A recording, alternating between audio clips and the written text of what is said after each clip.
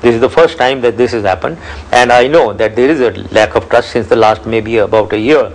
Lack of trust and confidence. But you're not answering my question, General Musharraf, with respect. What about the fact that the Americans didn't trust Pakistan enough to share intelligence, that they were scared, that rather than treat the intelligence in confidence, you would share it with Osama bin Laden? Coming from your closest political ally in the world, that is a slap in the face. Well, there is a lack of trust. That is what I'm saying. That is bad. That is bad. It's a lack of trust. Must not happen. Just a bad lack of trust? Nothing more serious? Well, it's a lack of trust. There is lack of trust will lead to lack of cooperation, obviously, and it will have terrible effects on the fight against terror. Let's then come to something else that both Leon Panetta and this time also John Brennan, President Obama's Chief of Homeland Security, have said. They've said very loudly and clearly that Pakistan had no idea of the operation until it was completely over and all the American helicopters had left Pakistani airspace. As a former army chief, do you accept that, or do you think this is a lie? Well, the possibility is there, but I think more plausible is that during the operation maybe Pakistan, some agencies or some higher command of may have been told during the operation, but it is possible also that they came in and went out without our knowing. I'm interrupting you, but you're saying to me that it is quite possible that American helicopters violated Pakistani airspace for almost a total of 2 hours. American soldiers landed on a compound in Abbotabad, just a mile away or so from the military academy, for almost 40 minutes, killed and took away Osama bin Laden without being detected, without being engaged. You do believe, as army chief, that's quite possible? Well, since I don't have access to information, I don't know it. For the whole 2 hours, as you are saying, maybe that may not be plausible. Maybe somebody in the Pakistan chain of command may have known, but however, I don't know. I don't know it.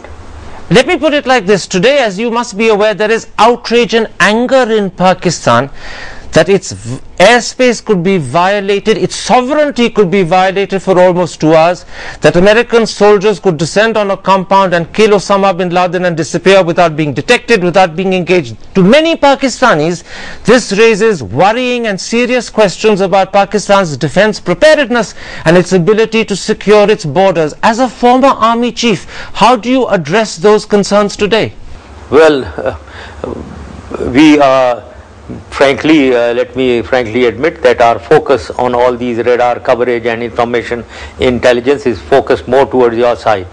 And on this side, because of the mountains and hilly terrain, inaccessible terrain, the surveillance coverage is not that effective, that total. So what you're saying behind that answer is that Pakistan's army and air force and its defense preparedness was caught with its pants down. Well, aren't you enjoying using these terms, slap in the face and pants down, etc.? Well, it has been an embarrassment, all right. It has been an embarrassment. You frankly admit that. Many would say that it's more than embarrassing, it's almost humiliating, because Pakistan is, after all, not only a major country with an army, but a nuclear power state. Is it humiliating?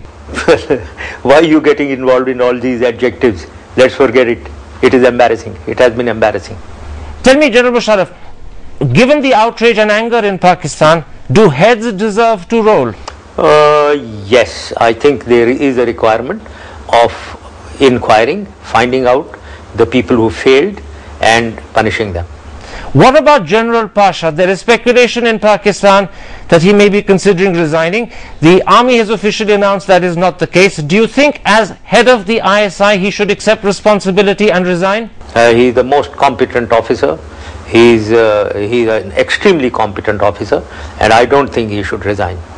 What about General Kayani? He is army chief, and if Pakistan's defense preparedness and borders were so blatantly violated, should General Kayani accept some measure of responsibility?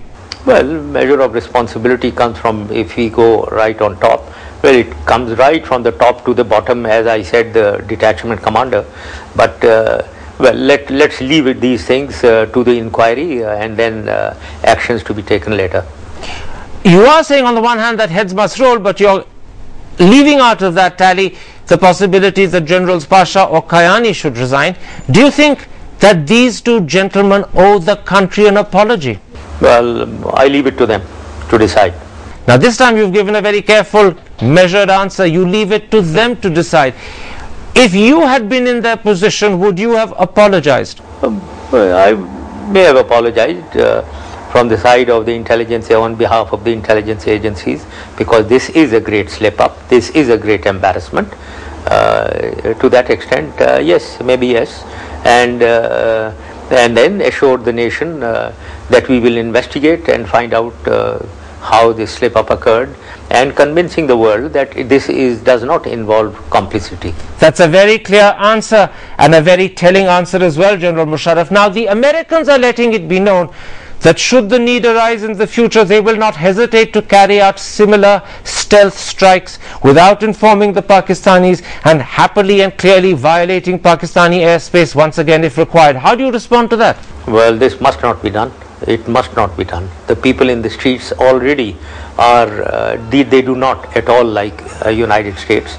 This will further anger them, and any agitations in the streets, which will increase obviously if this happens indiscriminately, then it will put that amount of pressure on the government, on the army, on the intelligence agencies, which will not be good from the point of view of cooperating in this war against terror, war against Al-Qaeda or Taliban. I hear you say that it must not happen, but do you think the Americans will listen to that? I mean, the Americans did what they wanted to the first time round. Surely they'll do it again if they think the need is there. Well, no comments. I don't know. I can only say that they must not do it. They must understand Pakistan's sensitivities, especially the sensitivities of the people of Pakistan. Now the Pakistan army has announced in an official statement that they want the Americans to reduce their military personnel in the country to an absolute minimum. Many people have interpreted that as an emotional response. Others say that the Pakistan army is speaking out of hurt or injured pride. How do you respond? Well, I absolutely support this. They shouldn't have been there in any case. They should never have been there. There is no need of American troops in Pakistan. We had, in my time, we had only cooperated on the intelligence level because we needed to develop technical intelligence to home on to targets all these Al-Qaeda people who were in our cities. To that extent, we sought cooperation from the Americans. In a word, General Musharraf, you're saying now troops, the Americans must get out. Just a second.